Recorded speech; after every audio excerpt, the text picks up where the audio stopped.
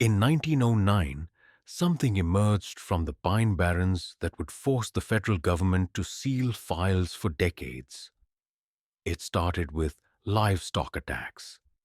17 dead across 6 townships in southern New Jersey, each killed in ways that defied natural explanation. Throats crushed inward without teeth marks, bones shattered from impossible angles, and always the same tracks in the frozen mud. Hoofprints that changed mid-stride into human footprints, then into something else entirely. The Bureau of Investigation sent Thomas Holloway, a decorated federal investigator with 6 years of flawless service. His mission was simple: debunk the hysteria, identify the predator, file a conclusive report within 2 weeks. But Holloway never filed that report. Instead, he left behind a journal. 143 pages documenting his investigation, documenting the attacks, documenting the changes happening to his own body. And on the final page, written in handwriting barely recognizable as human, a confession that would haunt everyone who read it. I wasn't hunting the Jersey Devil. I was becoming it. January 3rd, 1909.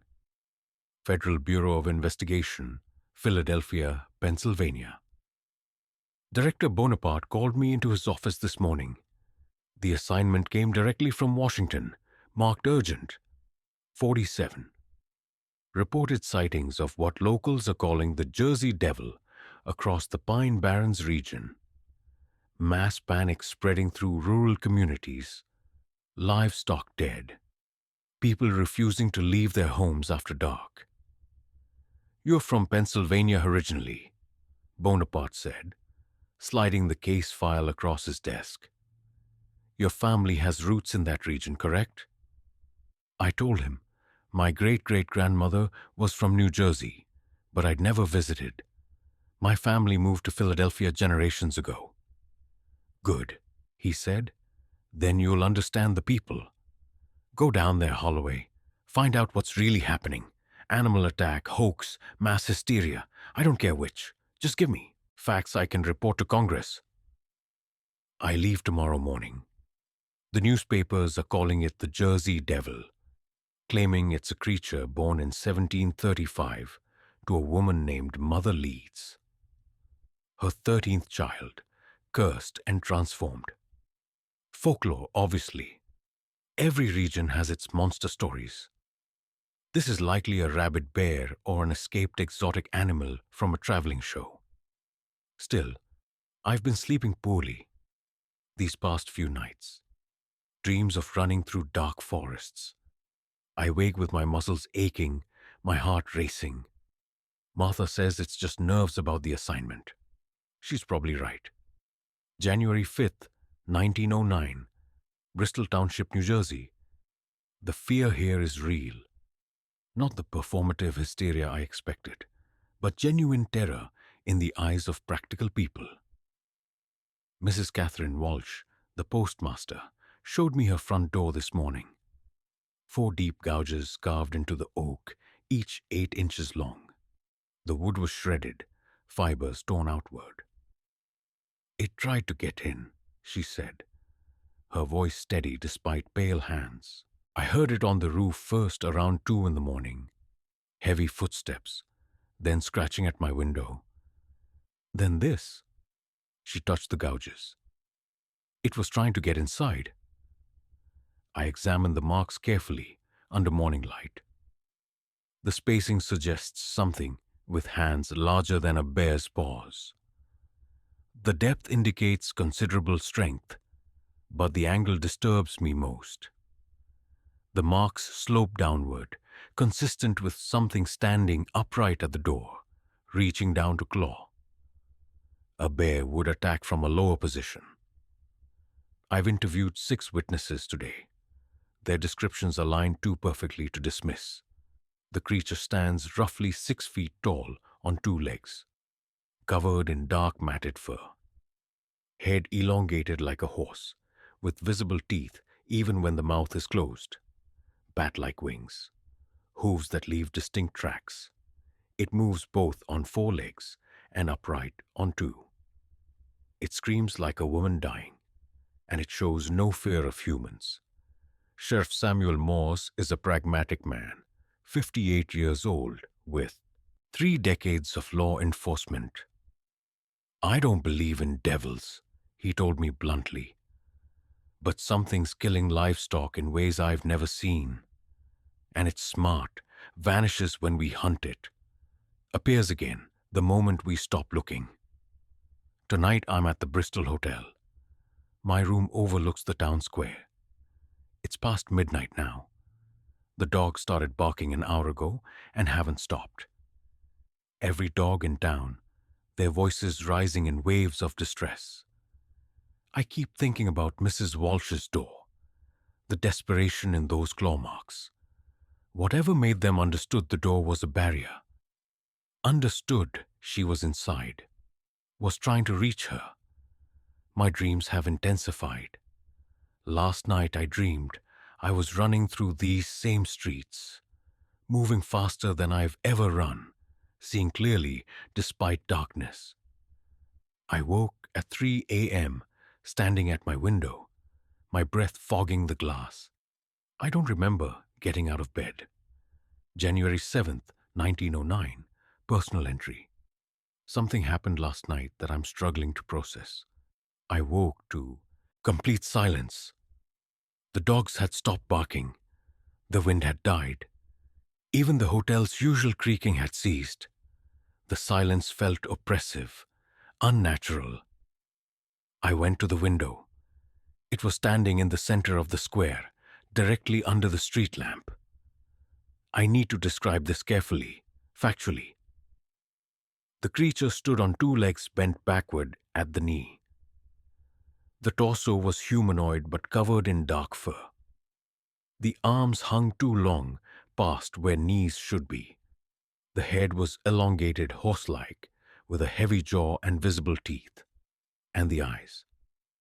When they caught the lamplight, they reflected it back yellow-green, the way an animal's eyes shine in darkness. We looked at each other for 15 seconds. I couldn't move, couldn't breathe. Then it dropped to all fours with fluid grace and ran. The movement was wrong, awkward but impossibly fast. It disappeared between buildings. I heard wings beating against air. I went downstairs immediately. The night clerk had seen nothing, heard nothing. Outside, I found tracks in the frost. Hoof prints that became paw prints that became bare human footprints. All from the same creature, changing as it moved. I measured the human prints. They matched my own foot size exactly. I returned to my room, tried to sleep. Around dawn, I finally drifted off and had the strangest experience. I dreamed I was standing in the town square, looking up at my own hotel window. I could see my face pressed against the glass, pale and frightened. I was looking at myself from outside. When I woke, my feet were dirty, mud between my toes, my night clothes damp with sweat. I must have been sleepwalking, though I've never done so before in my life. January 9th, 1909. Leeds Point, New Jersey. I've relocated to Leeds Point to investigate the legend's origin. The Historical Society keeps records dating to the 1700s. The curator, Bartholomew Wright, seemed unsurprised by my visit. "You're not the first investigator to come here," he said, leading me to the archives. "Though you might be the first federal one." He showed me genealogical records. The Leeds family lived here since colonial times, and there's a pattern in their lineage. Every few generations, references to children born wrong. Physical abnormalities never specified in detail. These children typically died young or disappeared. The family tree has gaps, branches ending without explanation. Some believe it's genetic, Wright said quietly. A recessive trait that surfaces occasionally. Something that changes the children, makes them different. I asked what kind of different. He studied me for a long moment. The kind that can't live among normal people. The kind that eventually flees into the barrens and becomes legend. As I was leaving, he stopped me. Investigator Holloway, have you researched your own family history? The question caught me off guard. I told him my family was from Pennsylvania. He opened a ledger. Your great-great-grandmother, Millicent Holloway, maiden name Leeds, born 1798 in Leeds Point, sister to one of Mother Leeds' grandchildren. She married and moved to Pennsylvania in 1816. I stared at the genealogy. The connection was documented in faded ink. Why are you telling me this? I asked. Because the bloodline doesn't fade, investigator. It waits. I left feeling unsteady. The director chose me for this assignment specifically. A federal investigator with no cryptozoology experience. Why? What did Bonaparte know that he didn't tell me? Sheriff Morse arrived at my lodgings this evening with disturbing news. 3 sightings last night at 3 a.m. 1, 12 miles north. 1, 15 miles south. 1 here in Bristol. Unless there's 3 of them, Morse said, I don't see how one creature covers 40 miles in a few hours. I didn't mention what I'd seen. Didn't mention my dirty feet or the dream of standing in the square. Professional discretion, I told myself. But it was fear. Fear of what it might mean. January 11th, 1909. Sheriff's report, official log, filed by Samuel Morse. Growing concerns regarding federal investigator Thomas Holloway's conduct. Over the past week, Holloway has become increasingly erratic. He misses scheduled meetings, appears at crime scenes before being notified. Yesterday, he arrived at the Patterson farm 15 minutes before I received the livestock death report. When questioned how he knew to go there, he became defensive, claiming unnamed sources informed him. Emma Hartwell, seamstress, reported seeing Holloway walking through woods near the Morrison farm at 2 a.m. on January 9th. She called out to him. He didn't respond, simply continued into darkness without any light source. Robert Kent encountered Holloway on Atchison Road around midnight, January 10th.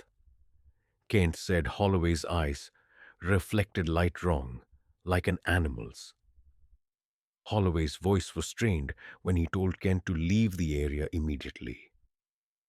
I confronted Holloway with these reports this afternoon. He had no recollection of either encounter. Claims he was in his lodgings both nights. When I suggested sleepwalking due to stress, he became agitated. I've requested Bureau headquarters recall Holloway for medical evaluation. In my professional opinion, the investigator is suffering mental breakdown. He's no longer fit for field duty. There's something else I haven't officially reported. Yesterday, I found tracks near Morrison Farm where Hartwell saw Holloway. The tracks started as boot prints matching Holloway's boots. After 20 yards, they became bare footprints. Then the footprints became something with claws. I don't know what to make of this, but I know Thomas Holloway is dangerous, and we're running out of time. January 13th, 1909. Thomas Holloway's journal. I'm experiencing gaps in my memory. 15 minutes to 2 hours where time simply vanishes. This morning, I was examining evidence in my room at 9 a.m.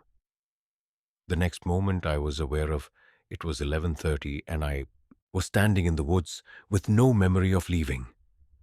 My boots were muddy, my clothes disheveled, scratches on my hands and forearms.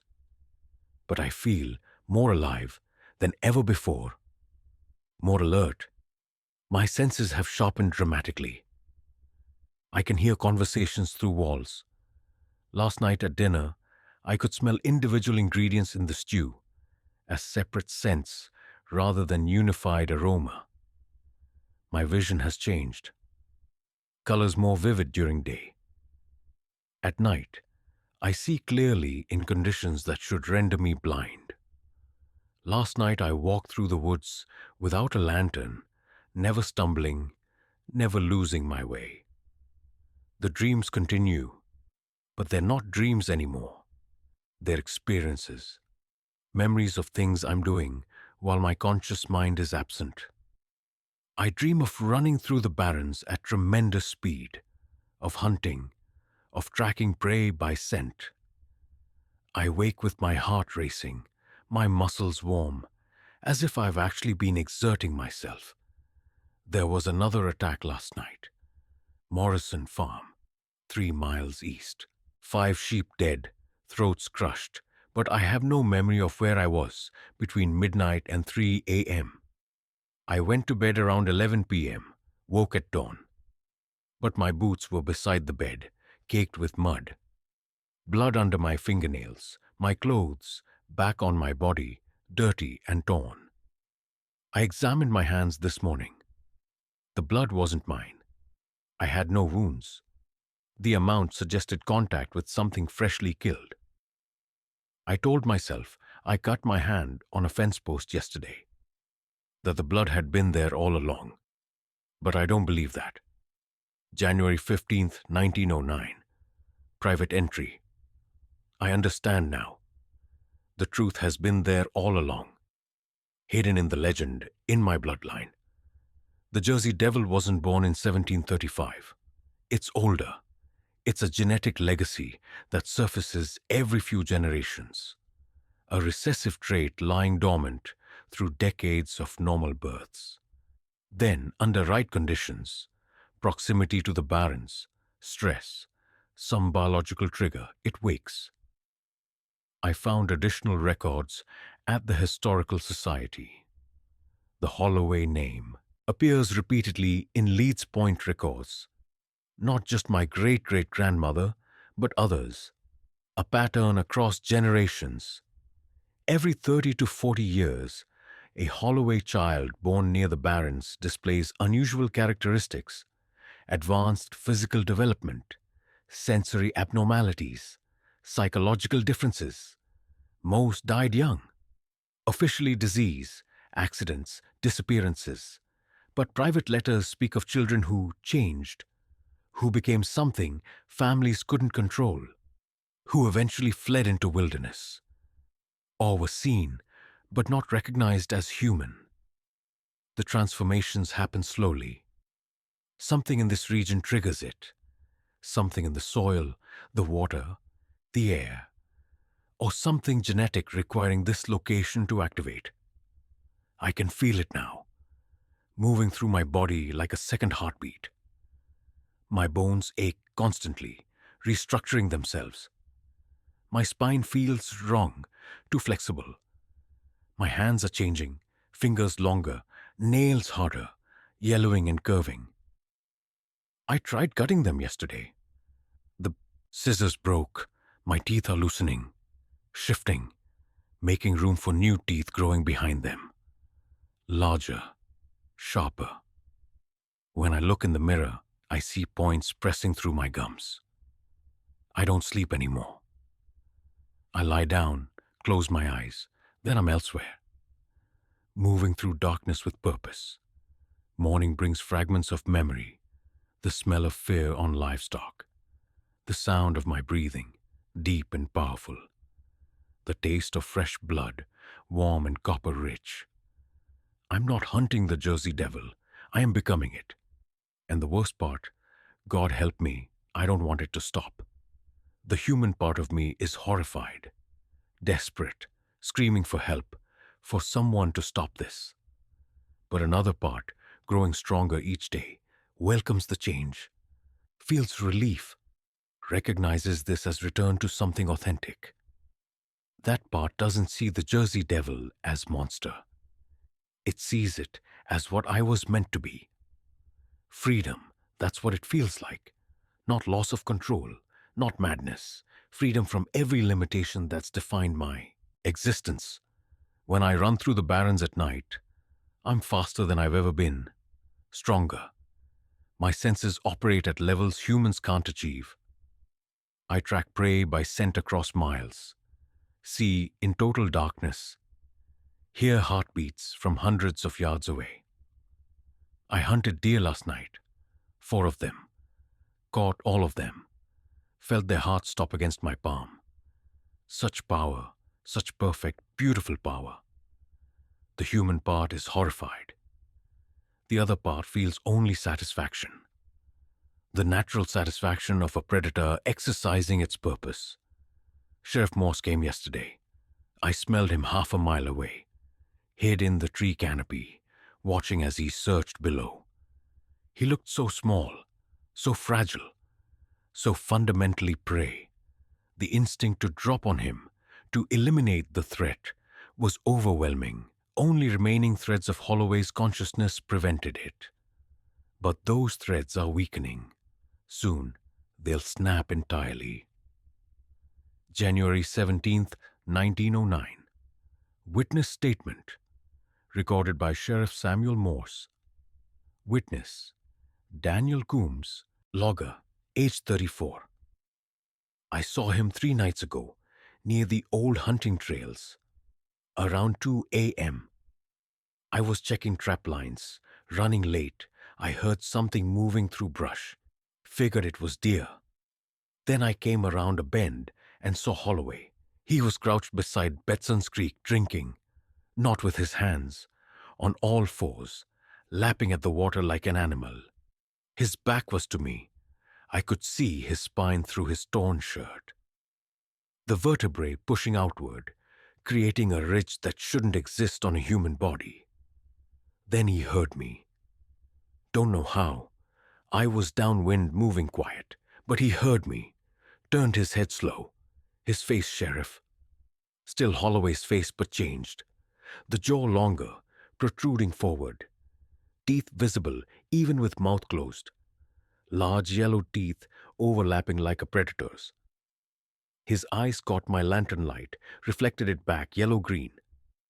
But the worst part was the intelligence in those eyes. It wasn't an animal. It was Holloway. He recognized me. And beneath recognition, I saw hunger, calculation. He was deciding whether to attack. He stood up slow, rising from all fours to 2 legs. Except his legs weren't human anymore. Knees bent backward, and he was tall, 7 feet, maybe more. His body had stretched. He took a step toward me. Not a human step. Fluid but wrong, joints bending impossibly. I ran. Heard him behind me for maybe half a mile, crashing through underbrush, making sounds half breathing, half growling. Then the sound stopped. When I got to town and told people, they said I'd seen the Jersey Devil. But I know what I saw, Sheriff. That was Thomas Holloway. Or what's left of him. You need to stop him. Whatever's happening, it's getting worse. Another few days, maybe a week, and there won't be anything human left. Just the monster. January 19th, 1909. Private correspondence. Dr. Albert Morrison, physician. 2. Director Bonaparte, Federal Bureau of Investigation. Dear Director Bonaparte, I examined Federal Investigator Thomas Holloway's lodgings at your urgent request. What I found disturbs me profoundly. The room shows signs of violent activity. Furniture overturned, some pieces broken. Walls bear deep scratch marks, gouges extending through plaster to wooden lath beneath. Extensive bloodstains on bedsheets, floor, and walls. I collected samples. The blood is human, type consistent with Holloway's. However, cellular structure shows anomalies I cannot explain medically. Among his possessions, I found extensive notes documenting physical changes, rapid muscle development, skeletal alterations in spine and limbs, dramatic sensory enhancement, and psychological shifts, including aggression, predatory impulses, and what Holloway describes as erosion of human empathy. His journal entries deteriorate dramatically after January 10th. Handwriting transitions from neat script to barely recognizable scrawl. Final entries are almost indecipherable. Written with such force, the pen tore through paper. I discovered newspaper, clippings detailing regional attacks, each marked with an X and time notation in Holloway's hand. I cross-referenced these with gaps in his journal, periods of missing memory. The correlation is absolute. Every memory gap corresponds exactly with an attack. Director, I must state plainly, I believe Thomas Holloway is not investigating these attacks. He is responsible for them. Whether through mental breakdown or physical transformation, I cannot explain. He has become extremely dangerous. Behind the bed, beneath loose floorboards, I found bones. Initially, I assumed animal bones, but examination revealed some are human. Finger bones, toe bones, a jaw fragment. How they came to be in Holloway's possession, I cannot say. I recommend immediate intervention. Holloway should be apprehended and confined at minimum. At maximum, he should be stopped by any means necessary before additional lives are lost. I remain in Leeds Point, continuing investigation. Holloway hasn't been seen for 3 days. Local law enforcement has searched without success. It's as if he's vanished into the Barrens entirely. I pray we're not too late. Respectfully, Dr. Albert Morrison. Dr. Albert Morrison was found dead in his office on January 20th, 1909. Cause of death: crushed larynx and cervical spine damage. No witnesses, no forced entry. His medical bag was discovered 2 miles away in the Pine Barrens, along with hoof prints transitioning into human footprints, then disappearing where ground became rocky. January 22nd, 1909. Fragment from Thomas Holloway's journal. Can't stop it now. Don't want to anymore. Change almost complete. Feel body rebuilding bone by bone every night. Stronger, faster, better than before. Human part screaming somewhere deep but getting quieter, easier to ignore. Hunted Morrison last night. Thought he could track me. Thought his rifle mattered. Poor prey animal playing predator. Never saw me drop from above. Never heard me land behind him. Last words, dear God, before I silenced him. Heart stopped slowly against my palm. Like trapped bird. Old me, Holloway, would be horrified. Would beg for imprisonment, for death, for anything to stop this. But old me was lie, was costume, was cage of civilization designed to suppress what we really are. Understand now why mother Leeds' child fled into Barrens. Wasn't fear, wasn't shame, was relief, joy of finally being authentic, shedding human weakness like old skin. Barrens stretch for miles, endless dark territory where I can run forever. Be what I am without judgment. Persecution, pathetic limitations of human law. Morse came yesterday with deputies. Thought they could corner me with guns. Numbers, faith in human superiority. Watched from trees high above, never looked up. Counted 12 heartbeats. Some fast with fear, some steady with false confidence. Could have killed them all. Easy, almost boring. Let them go. Let them report. Let them spread fear. Because fear is honest. Fear is recognition of natural hierarchy. Predator and prey. Strong and weak. Want me to feel guilty about deaths. About Morrison. About others. But guilt is human emotion. And not human anymore. Not sure ever was. Something older. Something remembers when night belonged to us. When prey everywhere. when Strong took what needed without apology. Mother Leeds didn't curse her child. She freed it, freed from prison of civilization, freed to become what nature intended, not monsters. We are next step, what humans fear, because we remind them not apex predators, remind them they are meat with delusions. January 26th, 1909. Official report. Sheriff Samuel Morse tracked Holloway to abandoned hunting cabin 8 miles northeast of Leeds Point, deep in most isolated Barrens section. Trees so thick sun barely penetrates at midday. Found his journal, federal badge, and service revolver inside. All 3 rounds still loaded. Never fired it. Never tried defending himself against what he was becoming. Maybe new bullets wouldn't help, wouldn't stop what was happening from inside. Journal tells the story. Man went to investigate monster. Discovered monster was in his blood.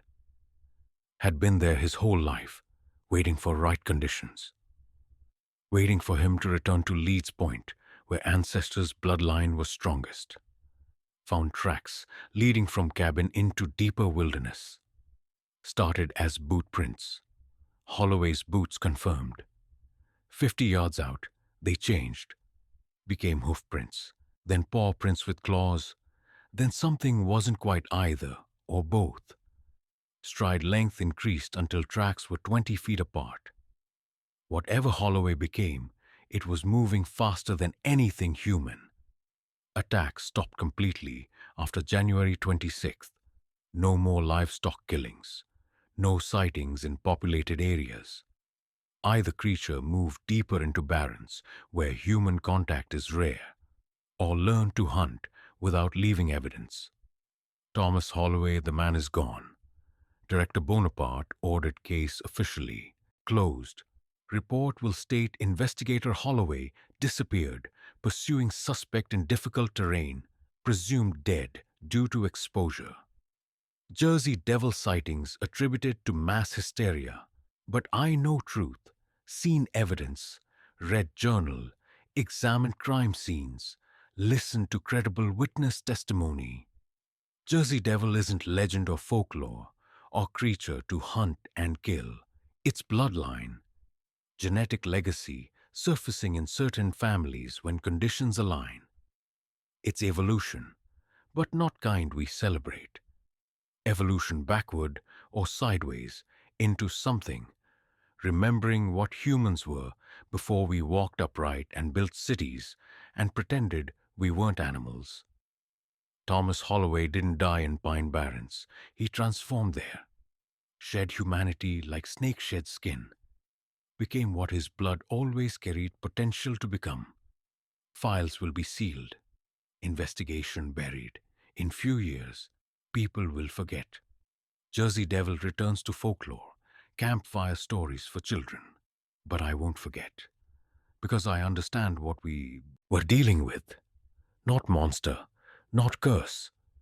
Reminder that line between human and animal is thinner than we want to believe.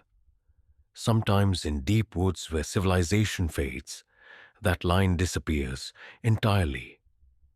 God help us if there are others, if bloodline still carries, if more children born with dormant legacy waiting in their cells.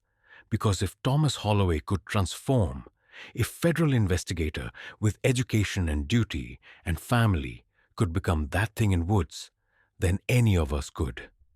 Given right trigger, right conditions, right awakening of something ancient sleeping in genes. Jersey Devil isn't out there in Barrens. It's inside certain families, inside certain bloodlines, inside some of us, waiting. January 31st, 1909, final entry, Thomas Holloway. I understand now. Jersey Devil never hunting me, was waiting for me to remember what I've always been. They search for body, won't find it, because body not dead, it's alive, more alive than ever was. Filing reports, following orders, living half asleep, pretending to be civilized, pretending human. Hear them in distance, moss and men, with rifles and fear, crashing through brush like children playing hunter, never understanding they are prey. Always have been, always will be. Think hunting monster. But monsters just things we don't understand yet. Things evolved past where humanity can follow. Tried fighting this. Tried clinging to Thomas Holloway. Investigator, husband, civilized man. But that never real. That was mask, cage, prison. This is real. This speed, strength, clarity, absolute freedom from everything makes men weak. Makes them hesitate, makes them prey. Barrens stretch hundreds of miles. Endless dark where I run forever. Where I am what I am without apology. Shame, pathetic human limitations. Want guilt about deaths, about Morrison. Livestock, everything. But guilt requires empathy. And empathy is human trait designed maintain social cohesion. Prevent strong eliminating weak. Beyond that now. Beyond human constructs, beyond need to justify. Explain, apologize. Mother Leeds didn't curse 13th child. She freed it, freed from prison civilization, builds around anything doesn't conform. Submit, pretend less than it is. Child fled these woods not from fear, but recognition, understanding barrens were home, territory, kingdom. Now I understand I am home.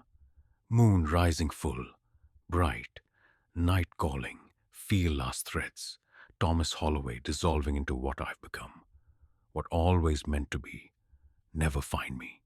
Never catch. Never understand. Gone beyond reach, beyond jurisdiction, beyond small frightened understanding. Jersey devil not monster to destroy, or mystery to solve. State of being, evolution, freedom from every chain humanity wraps around animal self. God forgive. Damn. Witness what I've become. Never want go back. Never will go back. This who I am. What I am. Night waiting. Hungry free. From the Philadelphia Inquirer, February 15th, 1909. Federal authorities officially closed investigation into Jersey devil sightings plaguing southern New Jersey throughout January. Lead investigator Thomas Holloway, 34, disappeared during investigation and is presumed dead. Despite extensive search efforts, body never recovered.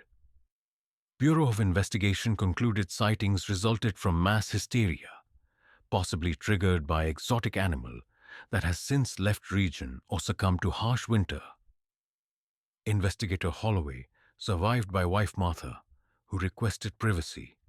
He will be remembered as dedicated public servant who gave his life in line of duty. What newspapers didn't print, sightings never truly stopped. They continue to this day, though less frequently, always in deepest Pine Barrens sections, always at night, always described same way, tall, powerful, moving between human and animal form with unnatural fluidity. But those who know truth, descendants of Morse, families maintaining historical societies' sealed records, researchers studying Jersey devil phenomenon, they understand something public can never accept. Thomas Holloway wasn't killed by Jersey devil. He became it, willingly, completely. And in transformation, proved something terrifying. That line between human and animal, between civilization and wilderness, between what we are and what we were, isn't line at all. It's membrane, thin, permeable, temporary, and in right conditions, in right bloodlines, in deep woods where nature remembers what we've forgotten, that membrane dissolves entirely. Jersey devil walks barren still, sometimes 2 legs, sometimes 4, sometimes flying on wings that shouldn't exist, always free, always hunting, always reminding those who see it we're not far from animal origins as we pretend. Somewhere in genetic code of certain families, legacy waits. dormant but patient, ready to wake when blood calls to blood, when barons whisper to those carrying old heritage. Thomas Holloway wasn't first, won't be last. Transformation continues, bloodline endures, Jersey devil hunts on, and in darkest nights, deepest woods, it remembers being human and laughs at what that ever meant.